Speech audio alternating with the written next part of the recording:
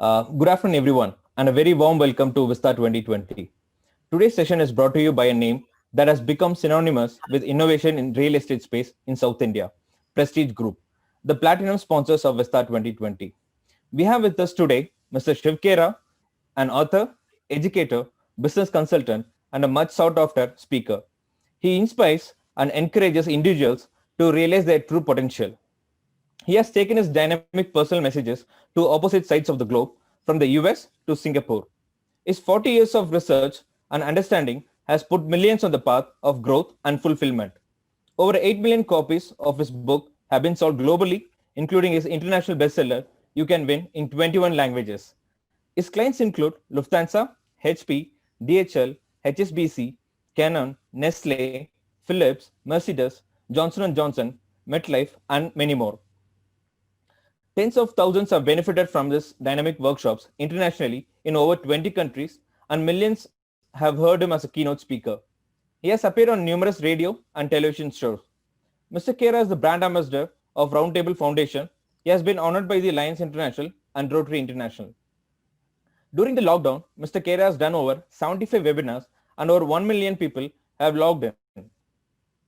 Mr. Shiv Khera has offered his 11 cardinal rules for business success complimentarily for all participants who want to download. The link would be appearing on your screens towards the end of this webinar. As a token of a goodwill gesture, Mr. Shiv Khera has generously offered 3 of his autographed books complimentary, and the winners will be selected on a lucky draw basis from the list of participants in this session, and the names will be announced at the end of the session.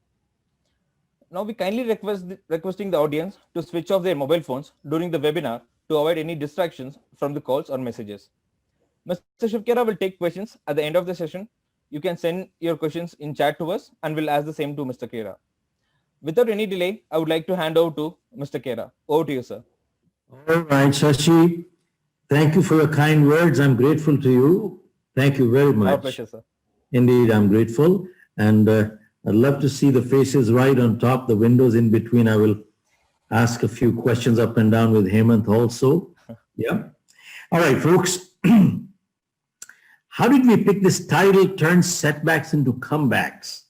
Because in my own life, I've had 3 major setbacks. Setback means I went into minus. And what helped me come back is really what I'm going to share with you today. And I'm not that educated. My academics are, I'm a BCom 3rd division, failed in my 10th. That's my academics. And I come from a business family. We had coal mines in India, close to 1,000 people working. Now, I didn't create them, I inherited them. But the government took over and they were nationalized. Now, right from being a mine owner, we came on the street. Street means street. Now, some families had money, our family did not, because my father had died when I was just about finishing college. We were left with the liabilities and the assets were gone, and I was married only 4 weeks then. And I remember a year later, my daughter was born, and I sold some of the last pieces of my mother's jewelry to get released from the hospital. I did not have $10 to buy milk that night. I tried my hands on 3 businesses with no money, and I failed in all 3. Finally, November 13, 1975, I left India, went to US, initially went to Toronto, and since not being that educated, I started life with a bucket in my hand, washing cars door to door. For about 1.5 years to 2 years, Sashi, I was only washing cars on the street. And thereafter, totally by accident, I got into selling life insurance. And within less than 90 days, my manager called me right back and he said, "You are fired for non-performance." Well, that's the time. There were some turning points. What changed in my life? From that point onwards, he gave me another chance. I became a multi-million-dollar producer, moved on to the US, got into 3 businesses. I bought out a company out of California in 1984, started a New Jersey operation with no clients, and I sold my company with close to 500 clients for a decent sum. So I'm going to share with you what was my turning point in my life. Okay, with that, this corona crisis has literally gone from one city to another with overcrowded hospitals, shortage of supplies, and orders getting canceled, and businesses are closing, unemployment going up, death rate going up. This scenario has literally shaken up the whole world. And this has caused a lot of uncertainty because nothing is predictable. Nobody knows when this is going to finish. With the result, people are feeling very insecure. And that insecurity is leading to stress, anxiety, frustration, depression, and even anger. Now, all I can say is, Hemant, that stress is both natural and normal. Anybody who says they have no stress, they belong to the lunatic asylum. Now, all I can say is all stress is not bad. In fact, it is a stress that makes us perform. The athlete at the Olympics, is he under stress? Answer is yes. If he was not, you think he can perform? Answer is no. Now, the analogy that I can think of, I bet many people might have seen in real life or in the movies. We've been to the race course. And have you noticed that the thoroughbreds, when they are being taken into the cabin, what are they doing? Are they walking straight? No. They're all jumping like this. They're all jumping like this. They don't go straight. You know why? They're under very heavy stress. They don't walk straight. And they're put into the cabin. And then the moment the bell rings, bang, they shoot and perform. They run. Now that is a thoroughbred. But you see, Hemant, you take a jackass to the race course. This jackass walks so relaxed, comfortable, cool. He's not jumping like the thoroughbred. But then, for the rest of his life, he will remain a jackass and he will never be able to perform like a thoroughbred. Now, Sashi, here is the important thing. Remember, stress is the price we pay to be a thoroughbred in life. I repeat English language. Stress is the price we pay to be a thoroughbred in life. Now, folks, all of us can handle stress. All of us can handle stress. What we cannot handle is chronic stress. Are you with me? We can all handle stress. What we cannot handle is chronic stress. Are you with me? Hello? Yes, sir. Yeah. Okay. That is where we have a challenge. We start breaking down. Now, folks, keep in mind, let us not overrate this crisis and threat. And let us not underrate our strength to fight and win. I repeat one more time. Let us not overrate this crisis and threat. And let us not underrate our strength to fight and win. Now, this crisis has impacted us three ways. One, our life. Two, our livelihood. And three, our lifestyle. Now, how has it impacted our life? Folks, interestingly, none of us know who will be in quarantine next. Nobody knows who will be in quarantine next. Nobody can tell. One. Number two, what we do, where we go, and who we meet could be a matter of life and death. I repeat, what we do, where we go, and who we meet could be a matter of life and death. Now, this is the life component. Now, let us look at the livelihood part. You see, everybody has been impacted, whether they are salary cuts or job cuts. Businesses have closed, and some permanently. In the US, they're talking at least 30-40% of the restaurant business, hospitality is closed permanently. They're not going to open up back again. And even the governments are going bankrupt because they're not collecting any taxes. Now, who are the worst hit?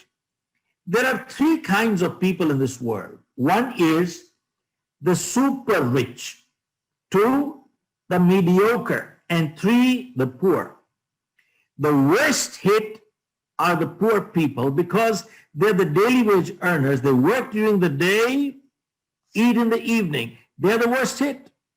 Now talk of the super rich. Super rich don't have a cash flow problem. Super rich don't have a livelihood problem.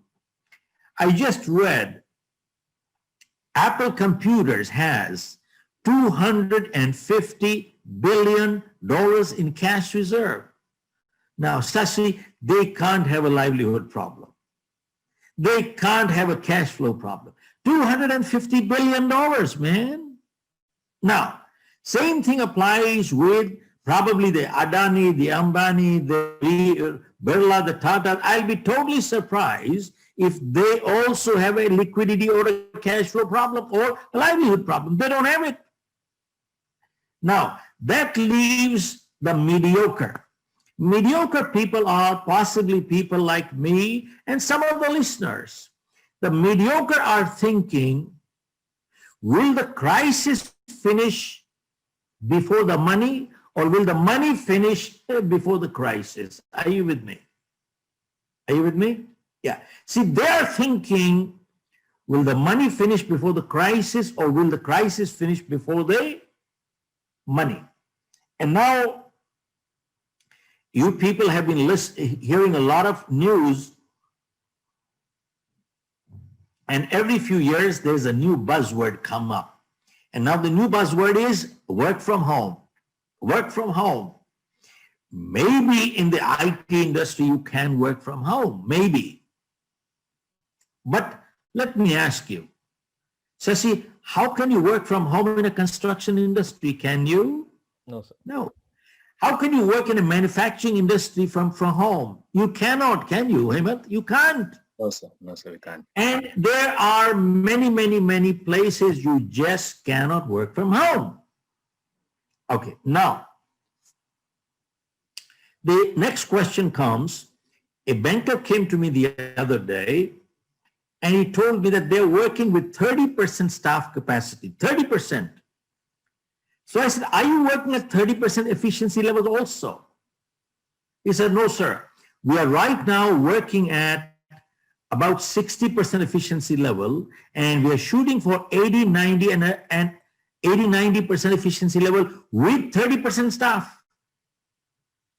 I said, tell me, how are you able to achieve 90% efficiency level with 30% staff? Now hear this answer what they said. He said, Mr. Khera, till now, till the lockdown came in, there were many, many, many people who were on manual banking, and especially the senior citizens like me. They were scared of the computers. They didn't know how to open the computers. And they said, we've been going to them one by one and teaching them how to operate the computers. And we have put them on a digital platform. And because of that, we are able to achieve 80 to 90% efficiency level with 30% staff. How do you like that? I said, well, if you achieve 90% efficiency with 30% staff, does that mean that when the crisis is over, you won't need the 60% then? Well, why would you need them? He said, that could be a real issue. Now, that could be a real issue. Now, hear this, folks. All of you people, in another few years, you are going to be in the workforce. You're going to be entrepreneurs. You're going to be doing something in the real world. Now, let me share with you, where is the problem? Where is the problem? Now, you see, there was a survey conducted in the US by Gallup, global survey, before the crisis, which said that 63% of people who go to work, they're disengaged. Means they don't do their job. Look, hear this carefully. 63% of people who go to work, they're disengaged. They don't do their job. An additional 24% are actively disengaged, which means they make sure that others also don't do the job. And that leaves only 13% of people who go to work actually do work. Look at this. This is before the crisis. Think about it, Sasi. Only 13% of people who go to work actually do work. Let me ask you, is this not an integrity issue? It is a major integrity issue, isn't it? Now, when I was selling life insurance, I was on total commission, 100% commission. If I didn't sell, I didn't perform, I didn't know where to go get money for food. But I noticed there were some people who were on salaries and they were not doing the job. And that is where I learned the difference between making money versus earning money. Folks, hear this carefully, Hemant. Making money is criminal, earning money is spiritual. I repeat English language. Making money is criminal, earning money is spiritual. Now, what is the difference between the two? You see, when you earn money, you put your energies and ethics behind it. I repeat, when you earn money, you put your energies and ethics behind it. People need to understand that wages without work amounts to stealing. And look at this, only 13% of people were engaged. Now, those 13% people don't have a problem. They don't have a problem. Now, and I asked this gentleman in the banker that, look, you're paying certain wages, whether less or half or more, whatever you are, but tell me, can you justify paying people at home? Are they giving you that output? His answer was, Mr. Khera, the 80-20 rule applies. And the 80-20 rule says only 20% of people are responsible. They can work without supervision. 80% people are not mature enough to work without supervision. Even if you give them measurable targets, they still need supervision. And sadly, those who are not mature, they're thinking that working from home is a paid vacation. It's not. Are you with me? It is not a paid vacation. Okay. Now comes the lifestyle component. Till the lockdown came in, all of us were in the fast lane. We were running, and we had no time. Look at this. The amount of time-saving devices we have today, we have never had that many in history. And yet, we don't have what? We don't have time. You know why? Because somewhere we messed up our priorities. Now, I'm not just giving lectures here.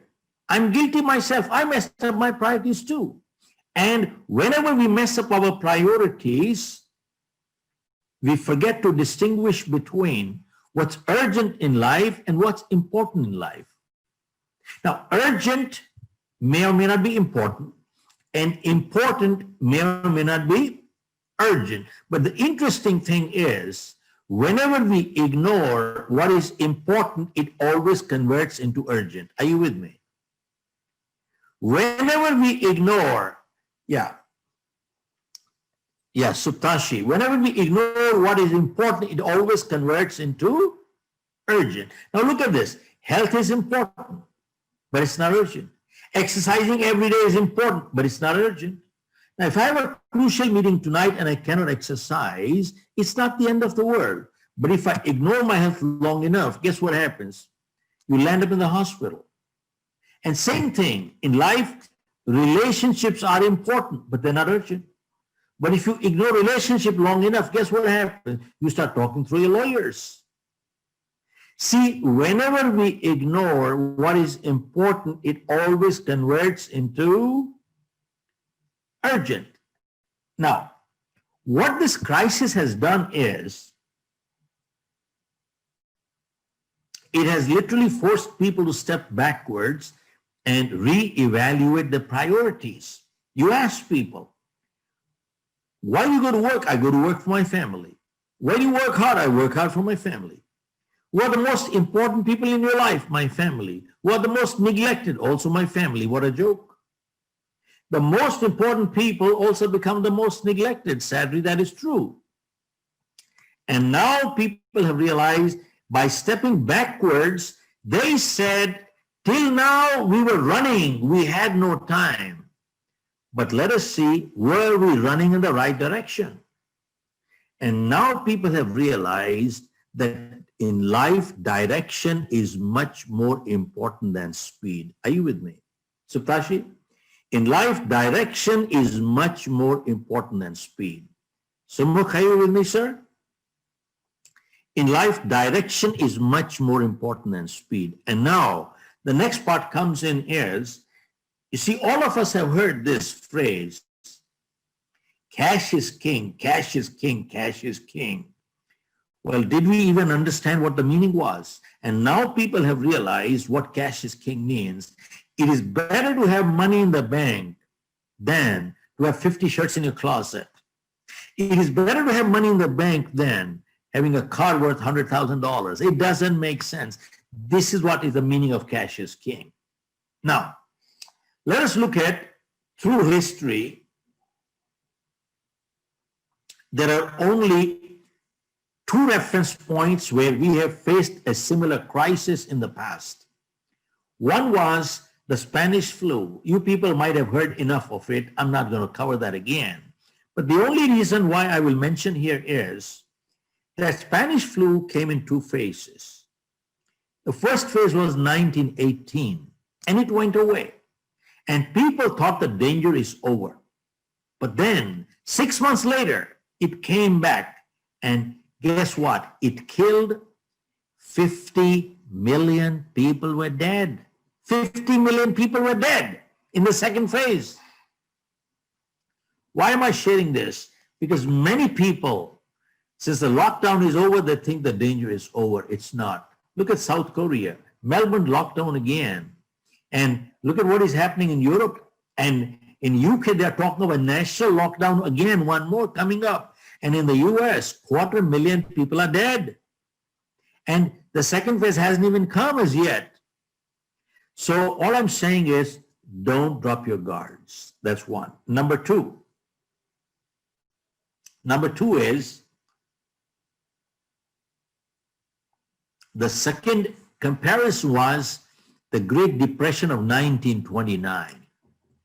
Stock market crashed, banks failed, people lost their savings, and $100 became $15. And unemployment, 15 million people were unemployed in the US alone, only US, 15 million. And right now, there are about 45 million people in unemployment in the US. Now, 15 million then is equivalent to 60 million today because the population at that time was only 120 million. Now, Sashi, here is a silver lining. Hear this carefully. Experience shows whenever unemployment goes up, self-employment always goes up. I repeat English language. Whenever unemployment goes up, self-employment always goes up.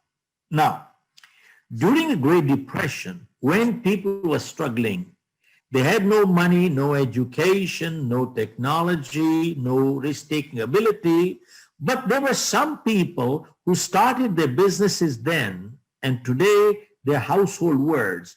Now, they had nothing, but they had one thing, and that was they were solution-focused people. If you notice one thing, there are some people who are problem-focused. You know what that means? You give them a solution, and they'll give you a problem. They have a problem for every solution. Henry Ford said, kick them out, kick them out. We don't need people like that. We understand their problems, but we need somebody who is solution focused. Yeah, Saptashi, are you with me? We need people who are solution focused. Saptashi, are you with me? Saptashi, yeah? Okay, good. Now, let me share with you only 3 examples of people who started the business. One was a man by the name of George Jenkins. In his neighborhood, started an outlet for non-perishable durable goods. These 2 words are very important, non-perishable. Why non-perishable? Because if they perish, it means total loss. And durable means if they're not able to sell, at least the family could use them. This is how he started 100 years ago. And today, his turnover is $30 billion. Net worth, $6 billion. He has 1,000 outlets in the US, and the store's name is called Publix Supermarket. Go Google it, you can check it out. Publix Supermarket. The second example was there were two brothers in California, Gallo brothers, and they were struggling, but they caught hold of some grapes and made wine out of it, but nobody had money to buy it. They started selling the wine at 50% below market. And this is how they started 100 years ago.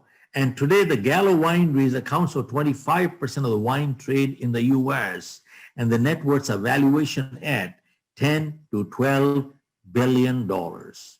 And the third example was a man by the name of Simplot in Idaho. He had a patch of land. He started growing potatoes there, cultivating potatoes. Now what he couldn't sell, they ate. And what he couldn't eat started rotting. Now he could not afford the loss of the rotten potatoes, so he started freezing them.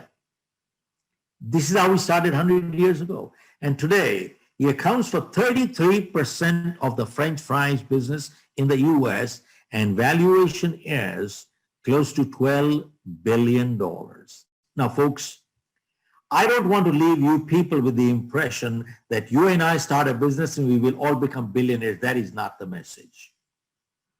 The message is only one, that all these people were struggling. They had major problems, but they were solution focused. Keep in mind, today we need to become solution focused. Now think about it. Sashi, how come under the same set of circumstances, there are some people who break records while others break themselves? Identical circumstances.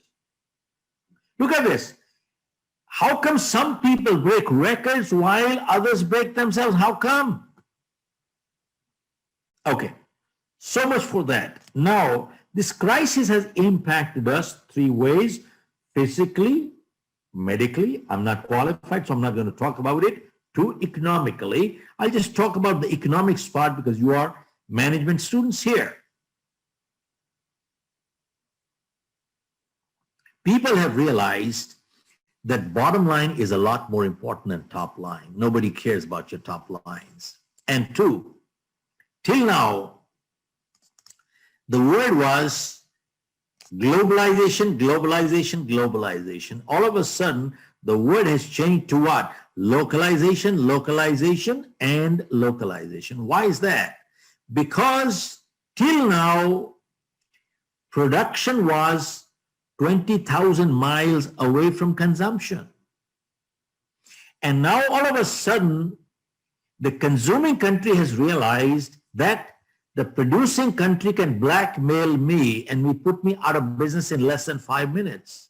And I just read the other day, USA depends on China for 97% of the pharma products. Man, I was shocked. Emma, did you know that? Man, 97%. India depends on China for 81% of antibiotics. India depends on China for 70% of the electronics. They can put you out of business in less than 5 minutes. So now all of a sudden they said production must come close to consumption. And two, why did you take production away 20,000 miles? Because of labor cost. But today with automation and robotics, you can create a 50 times bigger capacity with 1/10 of the labor. So labor does not mean anything anymore. This will dislodge many people in the future. This will dislodge many people. Okay, now,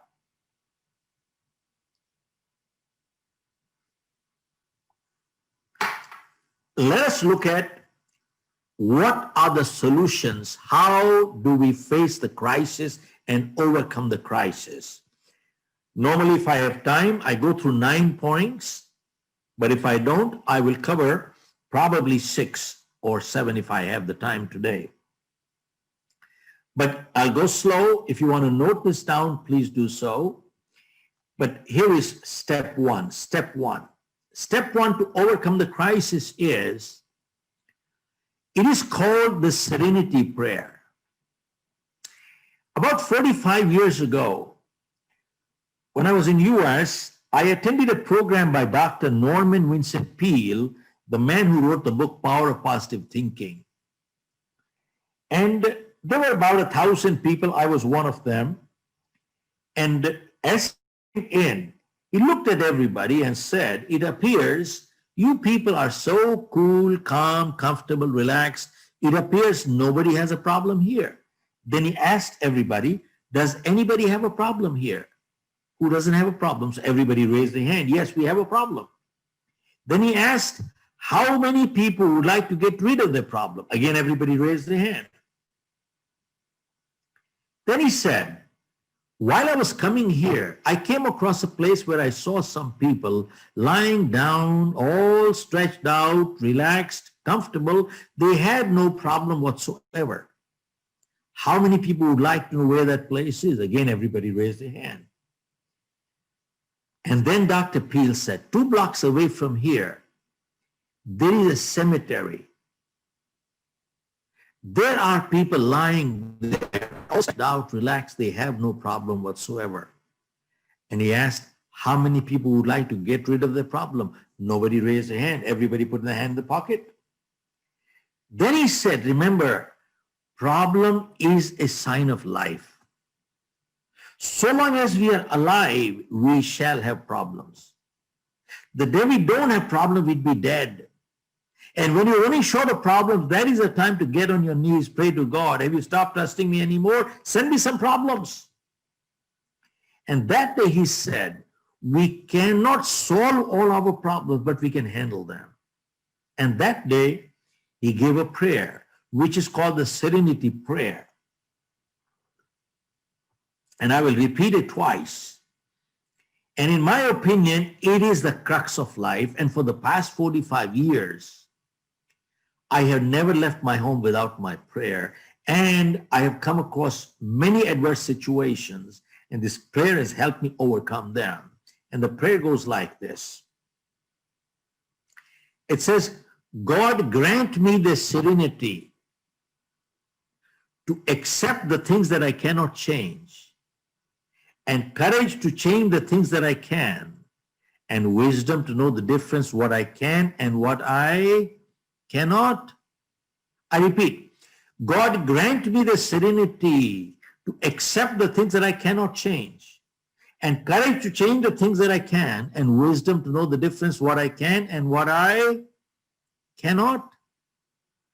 If you analyze and dissect this little prayer, God grant me the serenity to accept the things that I cannot change. Now let me ask you, can we change everything in this world the way we want it, Sumukh? Answer is no.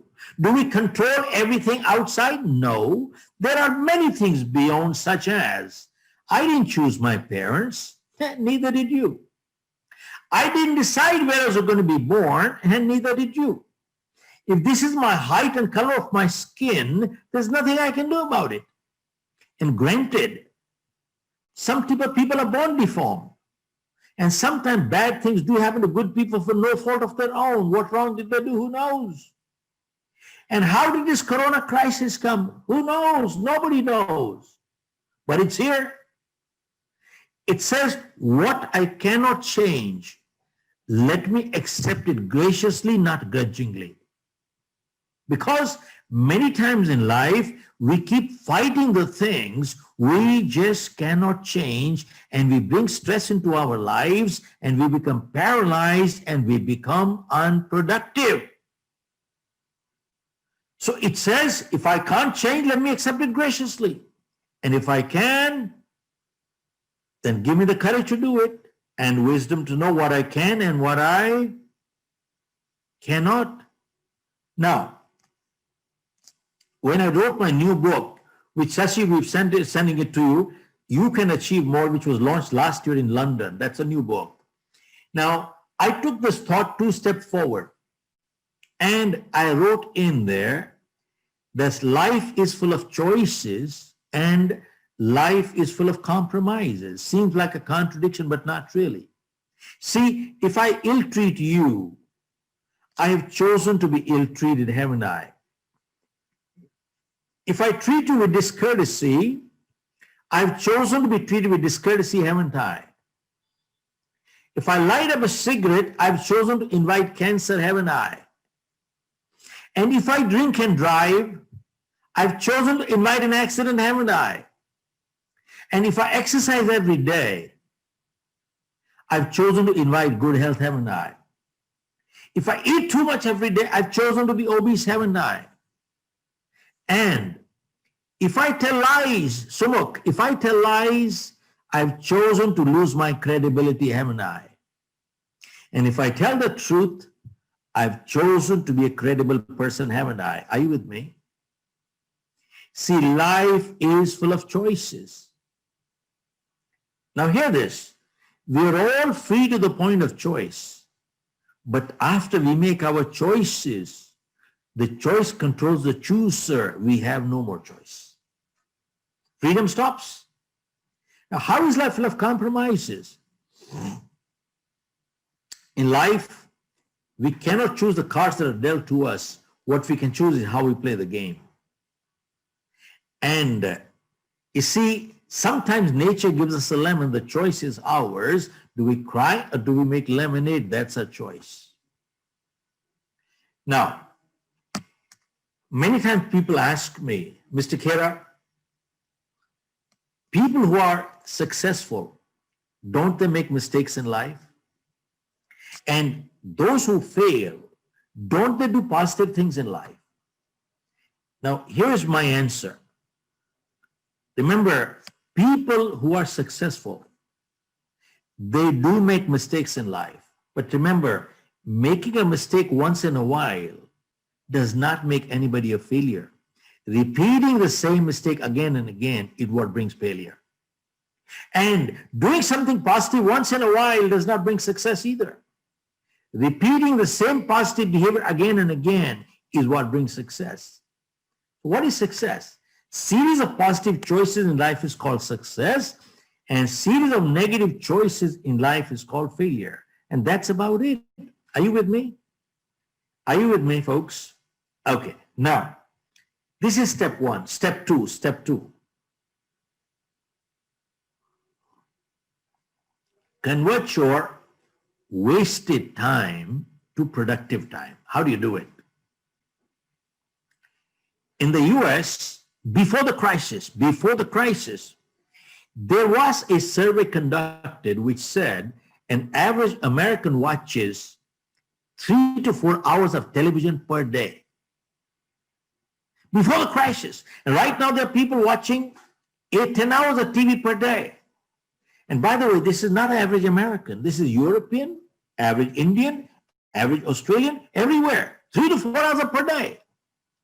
So a man asked a guy who was addicted to watching TV, how much did this TV cost you? He said, $1,000. He said, you don't know how to calculate. He said, have you ever calculated your hourly rate? How much money do you make an hour? He said, if I make $100,000 per year, and if I work 2,000 hours per year, my hourly rate is $50 an hour. And he said, you watch 4 hours of TV per day. 4 hours multiplied with $50, that's $200 per day. Multiply 365, he said, this TV is costing you close to $85,000 per year. That's more than your EMI on a $500,000 home. How do you like that?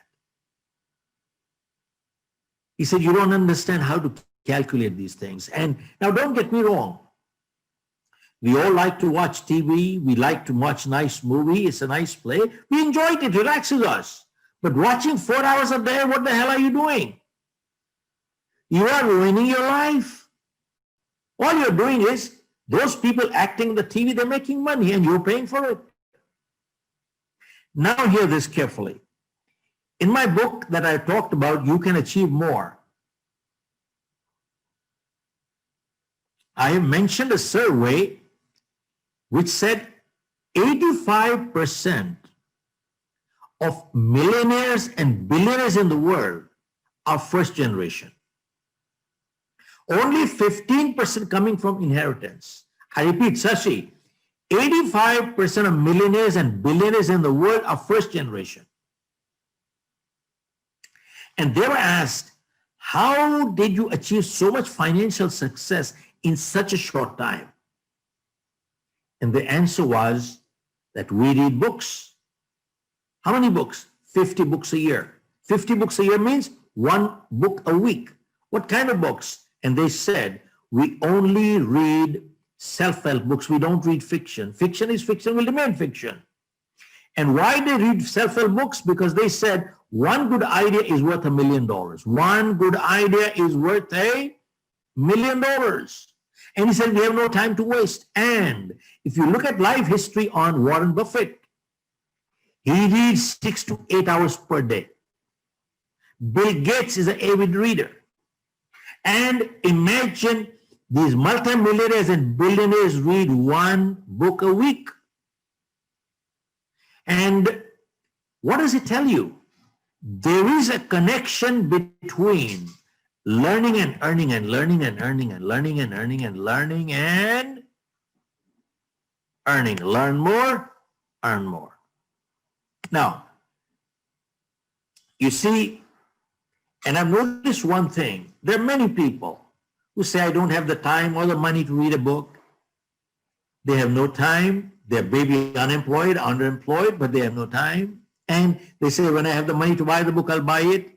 There's something they don't understand. You can get every book for free today from every library, but they will never do it. They'll make excuses forever. And I learned one thing, that a serious reader will never borrow or lend books. Never, never, never. Many times, people come to me and say, Mr. Khera, I've got a great new book. I can lend it to you. I said, don't.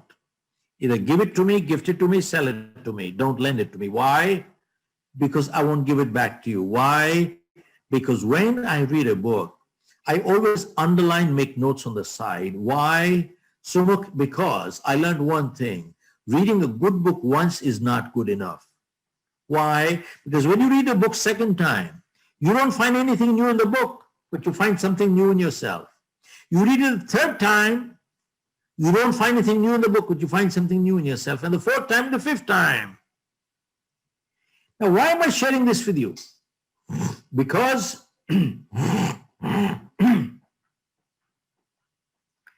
Arrow Electronics, a $26 billion company in the US, they're my clients.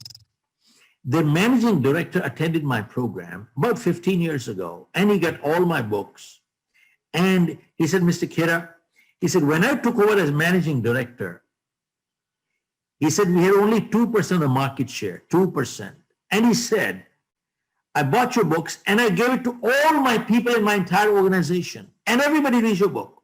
And he says, when I took over, I had 2% market share. He said, today, we have 20% market share, 20% market share, and two, they've just celebrated the bumper quarter. In the last 90 days during the lockdown, and they celebrated it, and I keynoted them. And he said, Mr. Khera, that has been a bumper year for us. We've hit $2 billion in sales, $2 billion. And he says, I have read your book 10 times. Every year I read your book, every year, 10 times. And there are many books I read 6, 7, 8 times. But there are many people who tell me, Mr. Khera, I've read your book once. I said, you wasted your time and money. You see, you haven't got anything out of the book. You read it for entertainment, and that's it, passing time. You have not got anything out of the book. Folks, now why am I sharing this with you? How do you convert wasted time to productive time? Now, the lockdown in India took place in March. I did my first webinar 8th of April. Now, till then, Hemant, hear this, till then, I did not understand technology. Not that I understand even today, but I was learning to do SMS from my grandchildren. In my life, I had never opened a computer. I had never done an email in my life, never. And this I'm talking of only April, but I just learned this to become functional. And today, In the last 100 days, I've done close to 80 webinars, 80, and today there are two, I'm doing 2 a day. And many are paid webinars, by the way, and now I'm giving out dates for January. It has opened up totally a new avenue of business for us, which I never knew. But I learned a skill. So hear this one thing. If during this crisis, if you have not upskilled yourself or become more knowledgeable or become healthier and fitter, it is not because we lack time, but because we lack commitment and self-discipline. So I have learned the computers too. I used to read 20, 30 books a year. I dropped the habit. I went into my office, started picking up my books and started reading my books again. And third, I lost 6 kilos of weight. I'm exercising every day. I'm feeling a lot better. Man, if during this crisis you have not upskilled or become more knowledgeable or become healthier and fitter, we cannot blame that we did not have time. Are you with me? We cannot say we didn't have time. Now,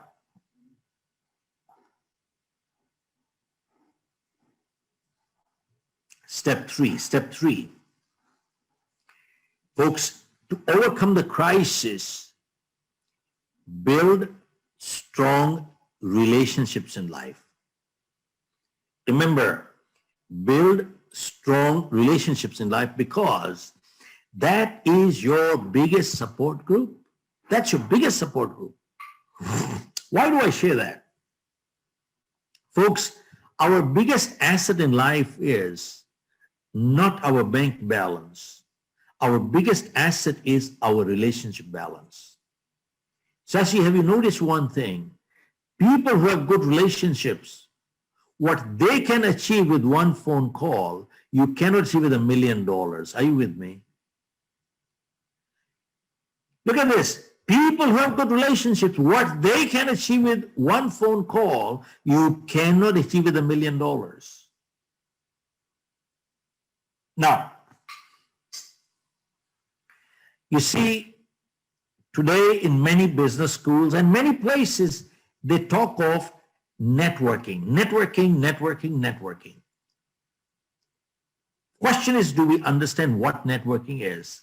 Now, in order to network, people are joining Chamber of Commerce's, the Rotaries, the Lions, many organizations. And you ask them, the purpose of networking is what? Networking purpose is to build contacts. The purpose of building contact is because someday he could be useful. Sashi, are you with me? Someday he could be useful. He's a doctor, he's a lawyer, he's a cop, he's a mafia, he's a politician. He's what? Someday he could be useful. Now, usefulness goes, friendship goes too. Usefulness goes, friendship also goes. Folks, hear this carefully. There's a big difference between building contacts versus building relationships. Are you with me? Sumukh, are you with me? There's a huge difference between building contacts versus building relationships. You see, usefulness goes, friendship goes. These are only contacts. You can never in life build relationship with people like that. They're parasites. They're only looking for what they can get out of you. They're parasites. Now, we have an office in Singapore. And one day I came from dinner and a man met me in the lobby. And he asked me, "You came from dinner, Mr. Khera?" I said, "Yes."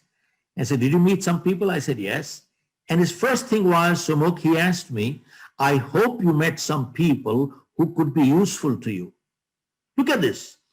His only one thing was usefulness. I hope you met some people who could be useful to you. He is only looking for usefulness, nothing more. I felt like giving him peace of my mind and something else too. He doesn't understand that in life, meeting good people is good enough. Are you with me, Sashi? in life, meeting good people is good enough. He is only looking to extract something out of you. How can you build relationship with people like this who are only parasites, rascals, selfish people? You can never in life build relationship with them. Now, you see, you build relationship with people only where you can add a value addition to their life. I repeat, English language, only where you can add a value addition to the other person's life, and that you can only do if you're willing to give. Now, why am I sharing this? Because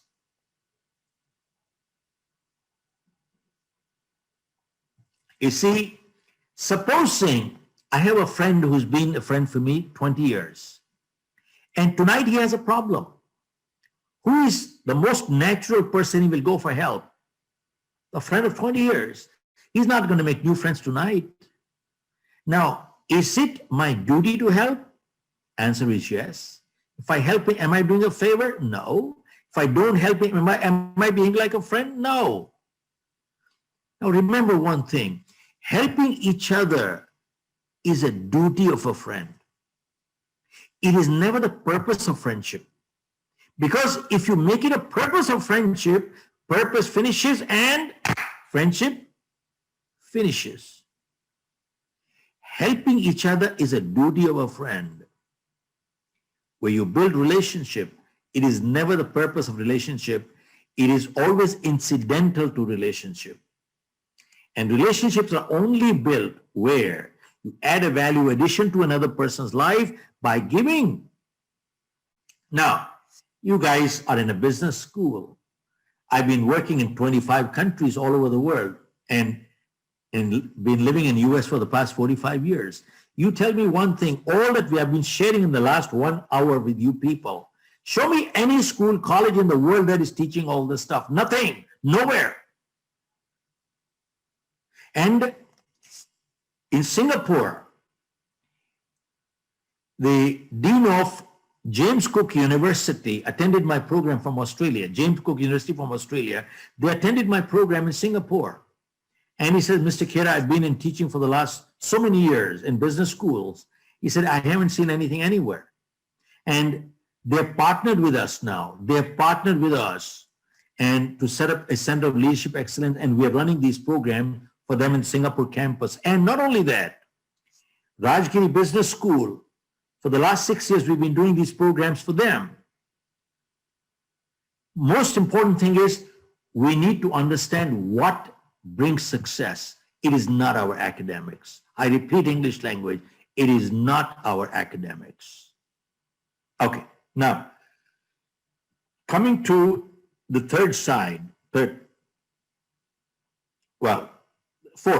fourth. In order to overcome the crisis, folks, become a proactive person. I repeat, become a proactive person.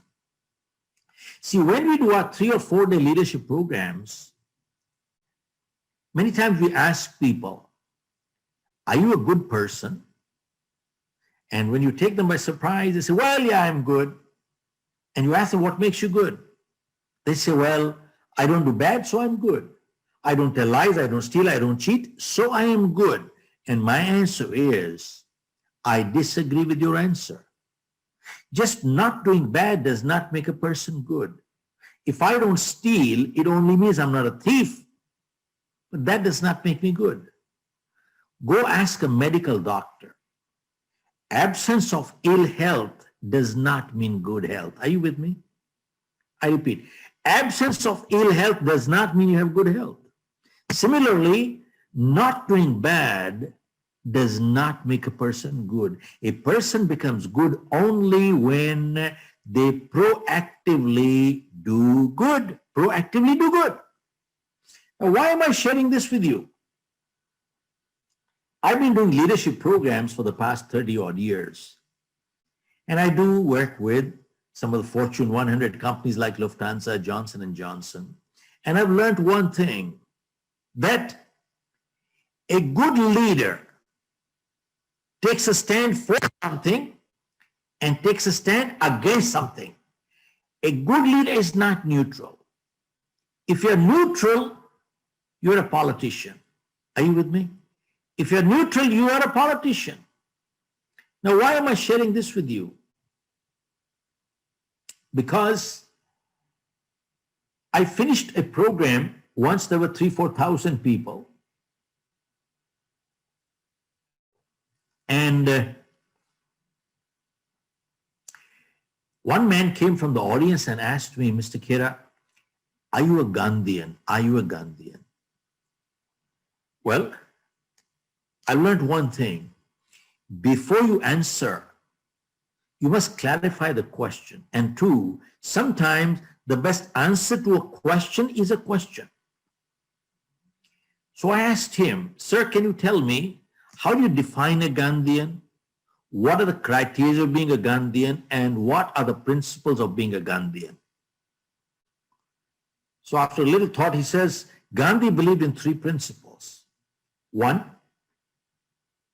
he believed that with love, you can win everybody. That is first principle of Gandhi. 2, Gandhi believed in tolerance.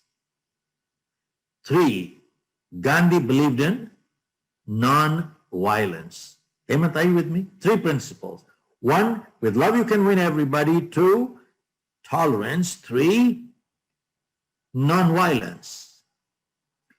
So I said, I don't know what came to my mind.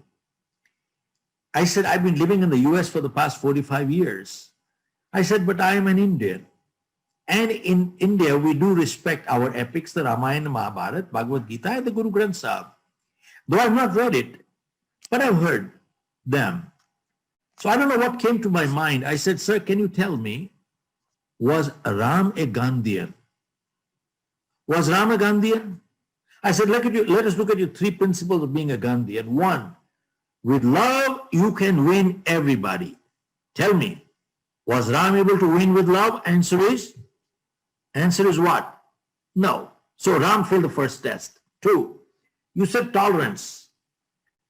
I said, did Ram say, I'm a very tolerant person? You kidnap my wife away, I'll get a second one. You'll kidnap a second one, I'll get a third one. Kidnap a third one, I'll get a fourth one. Did he say that? He said, no, I don't tolerate kidnappers. Yep. And 3, you said non-violence. I said, tell me, what did Ram do?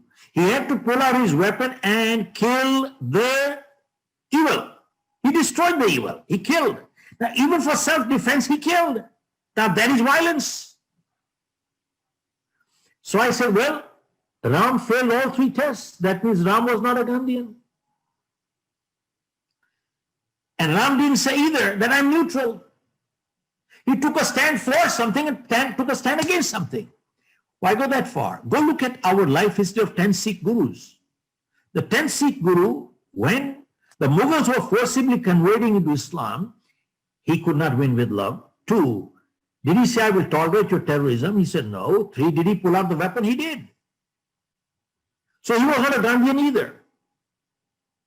I said, you talk of scriptures. I said, show me one scripture where it says that when the enemy is auctioning the respect and dignity of your women and children, where does it say at that time that you should go into the temples and do bhajan kirtan at that time and do meditation at that time? Folks, not fighting is called cowardice. Not fighting is called cowardice at that time. That is not called tolerance. And I said, well, they were not Gandhians. And I said, sir, I am not a Gandhian either. I am not a Gandhian. Now, next step. Next step says, folks,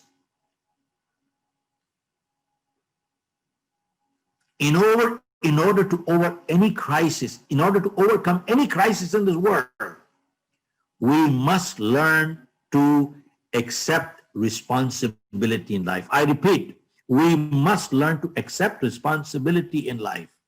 What does that mean? Folks, hear this carefully. Faith gives strength, but blind faith leading to superstition weakens people. I repeat, faith gives strength, but blind faith, Sashi, leading to superstition weakens people. Now, why am I sharing this with you? One of the biggest damage done to India has been done by our media, print media or electronic media, and all that you see is anytime you turn the TV on, Sumukh, what do you see? You see somebody, a Babaji sitting there with saffron clothes or white clothes and 3 tilaks here and 3 tilaks here. And he looks at horoscope, and he says, give me your name, where are you calling from, give me your date of birth, time of birth. He says, Guruji, I don't know. He said, don't worry. And he has a laptop. And he does tick, tick, tick, tick, tick, tick, tick, tick, tick, tick, tick.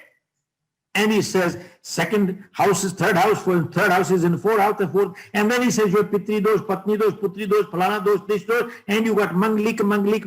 And then he says, you got Shani on you. Now he says, Guruji, how do I get rid of Shani? Then he says, to get rid of Shani, you take a black handkerchief, kala rumal lijiye, then you put a kali dal inside and put a kala kajal on it, and then you find somebody with black hair and goes, rotate 7 times, then find a kala kutta and then find kala bartan, and then he says, this is how Shani will go. And there are people who are doing it. There are people who are doing all this stuff. Let me ask you one question. If it is so easy to get Shani in, Shani out, Shani in, Shani out, Shani in, Shani out, why don't we send Shani to Pakistan and destroy all the terrorists? Tell me, if it is so easy to get Shani in, Shani out, Shani in, Shani out, why don't we send Shani to Ladakh to fight the Chinese? And let me ask you one question. Why doesn't Shani ever go to Australia? Why doesn't Shani ever go to New Zealand? He's permanently sitting here. What a joke. Why am I sharing all this with you? Because one important reason, if you read the life history of Swami Vivekananda, Swami Dayanand, Guru Nanak, they never believed in all these things and they fought against it. They fought against it. Go and look at the Sikh families. They never tell you horoscopes. There is no Manglik. There is no Shubh Muhurat to get weddings, marriage. All Sikh weddings are done on a Sunday. Sunday doesn't say try to do on a Saturday. Saturday doesn't say try to do on a Friday. Why am I sharing all this with you? Because here is an article. You people are good at it. It's a superstition. This is an article from India Today, January 2018. Hemant, hear this carefully. This article says, because of superstition and astrology, natural childbirth in India, in many parts of India, has gone down by 80%. And they quoted more so South India, Bangalore, Hyderabad, Madras. If you people Google it, you will find 80% of childbirths in Bangalore, Madras, Hyderabad is done through C-section operation. You know why? Some astrologist said, this is good time to pull out the kid. What a joke. This is good time to pull out the kid. Now, I share this for a very important reason. Same thing.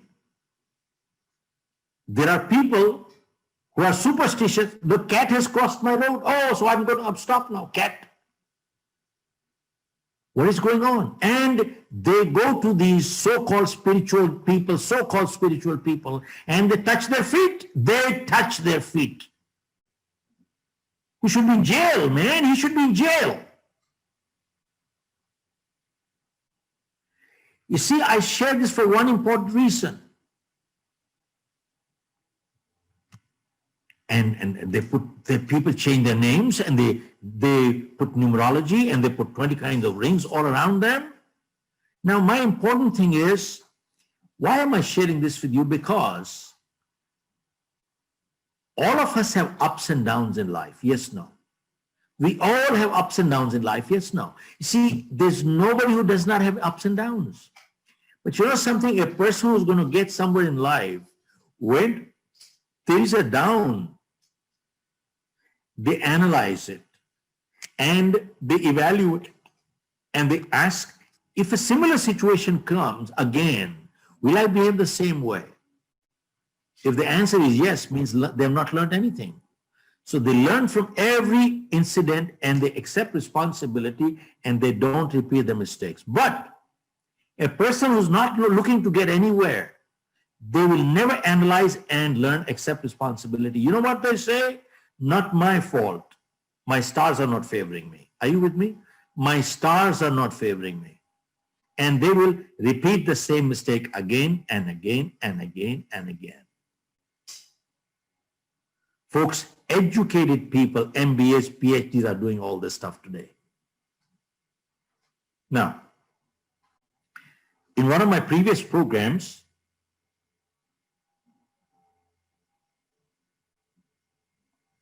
somebody asked me a question. Mr. Khera, there are people who go to temples today and they wait in line for 12 hours, 14 hours to get darshan. Is that faith or is that blind faith?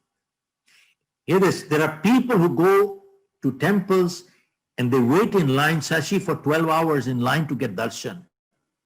Is that faith or is that blind faith? Here is my answer to them. Folks, I pray every day. I pray every day. Now, why do I pray? Because I believe in God. Now, why do I believe in God? Have I seen God? Who is God? Where is God? What is God? Have I seen this? Now, if I don't have answer to all these things, I don't know what is God, who is God, where is God, then why do I believe in God? I believe in God for only one reason, and that is that there are many, many, many things that are totally unexplained. Now, unexplained, does that mean they're miracles or mysteries? I don't know. But they are totally unexplained, but they're superhuman. Superhuman. They're beyond. And because they are superhuman, I call it God, that's all. Now, so I pray every day. But in the last 45 years, barring maybe 5-6 times, I have never gone to any temple. And I feel very strongly that 90% people who go to temples, they go there more out of fear than out of faith. You don't do this, this will happen. You don't do this, this will happen. You don't do this, this will happen to you. And every Saturday, all you see is every street light, at the traffic light, what do you see? There are people selling 7 mirchis and 1 nimbu. Shani utaro. What a joke. Why don't you permanently keep mirchis and nimbu in your pocket for the rest of your life? Strange, doesn't make sense. Keep in mind, faith gives strength. Blind faith leading to superstition weakens people. And Swami Vivekananda, Swami Dayanand, Guru Nanak, they never believed in all these things. Okay, now, last item, in the interest of time, I'll wind up.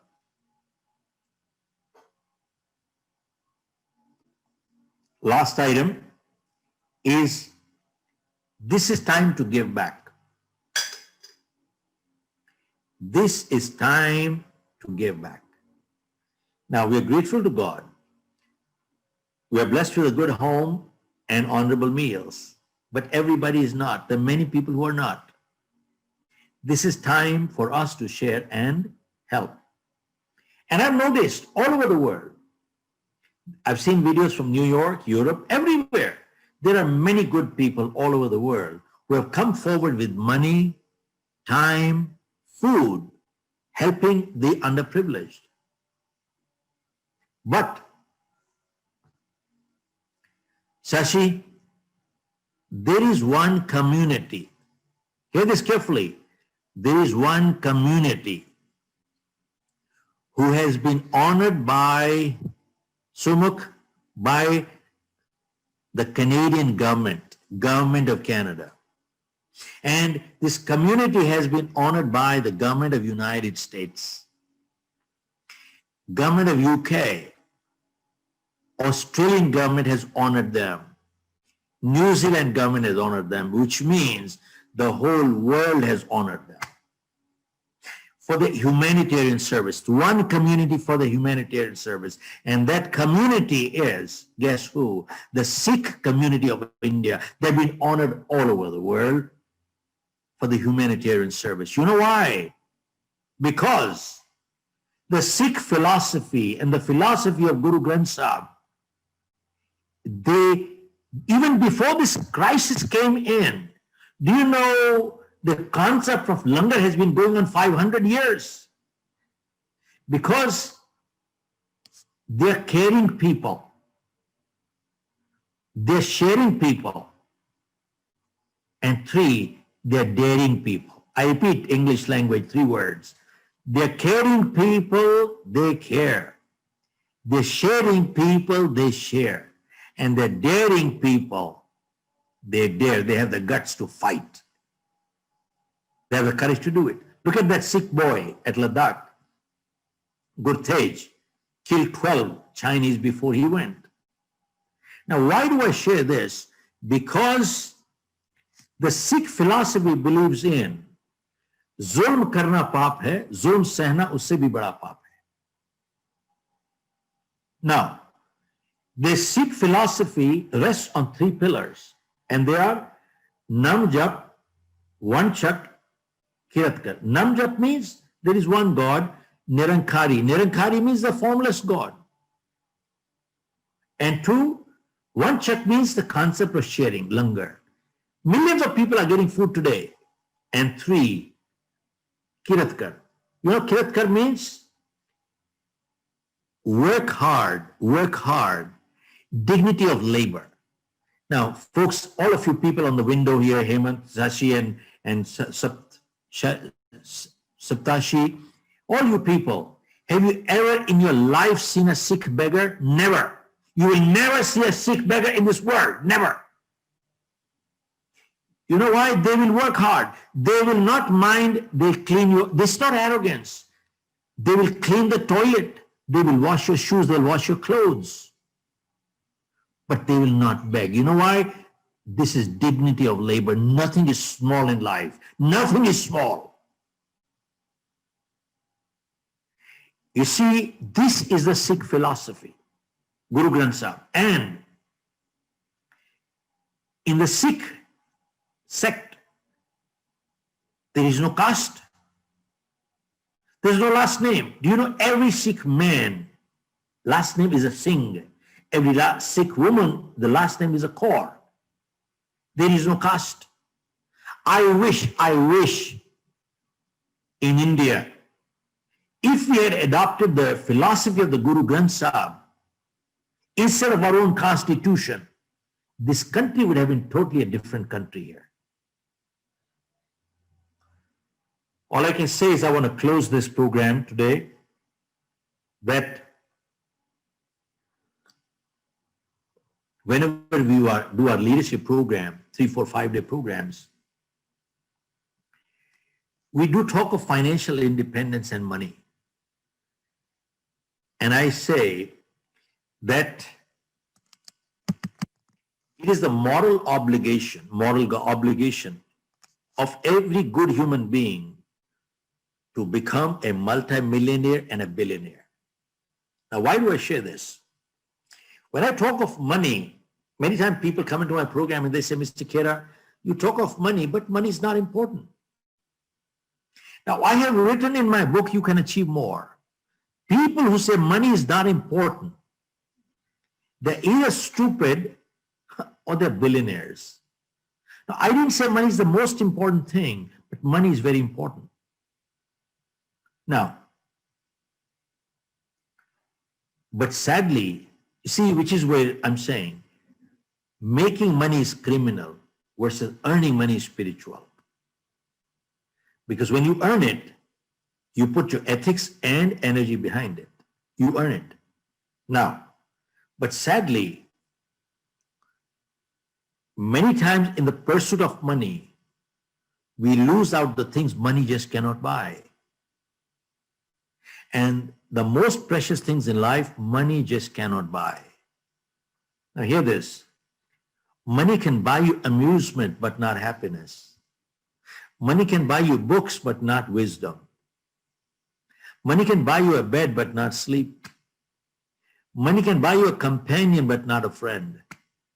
Money can buy you comfort, but not happiness. Money can buy you food, but not appetite. Money can buy you a house, but not a home. And money can buy you medicine, but not good health. Money can buy you a ring, but not a marriage. Remember, the most precious things in life, money just cannot buy.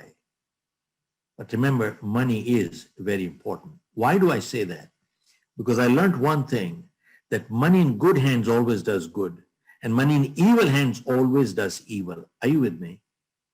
Money in good hands always does good. Money in evil hands always does evil. Therefore, I say to all you people who are listening today, all of you people at the IIM Bangalore, everywhere, remember, if you are good, and if, all I can say is, it is the moral obligation of every good human being to become a multimillionaire and a billionaire, all of you. Because money in good hands will always do good, and money in evil hands will always do evil. With those words, Sashi, I'm grateful to you for your kind introduction, and I will hand over the floor back to you, sir, and I'll let you take over the mic, and that's about it. And God bless you. Stay safe, all of you people. Thank you so much, sir. So thank you for such an amazing session. It was truly inspiring and very motivating. We even couldn't realize how the past 1.5 hours went by. Thank you so much for that, sir. Yeah, it's been almost an hour and a half. Yeah. Now I did cut short. I only covered, I think, 6 steps, but I skipped the balance 3, but that's okay. Yeah, sir. We also have the winners of the lucky draw for your complimentary autograph. Okay. Yeah, so I'd like to announce the names. Subhashish Mohanty will be getting You Can Win book, and Alok Ranjan will be getting You Can Achieve More. Okay. And Maithili will be getting You Can Sell. Okay, excellent. Yeah. Excellent. Great. So we'll be getting their addresses, and we'll be communicating to your officer. You will send it across, yeah. Yeah. Okay, great. One more thing, sir. Wait. Yeah. So, I mean, thank you so much for accepting, for your generosity to make this PDF available to everyone. So, participants, you will be getting the link for this PDF in your chat box. You can download them. Thank you, sir. And yeah, sir. I guess we should. Are there any Q&As, I think, or we should run out of time? Yes, sir. In the interest of time, we'll skip the Q&A. Hello, can you hear me, sir? Yeah, in the interest of time, we skip Q&A. Yes, sir. Yeah. Okay. Okay. All right. I'll keep it here. God bless you. So one more thing. Sorry to hold you. We would like to thank you for your time and this insightful session.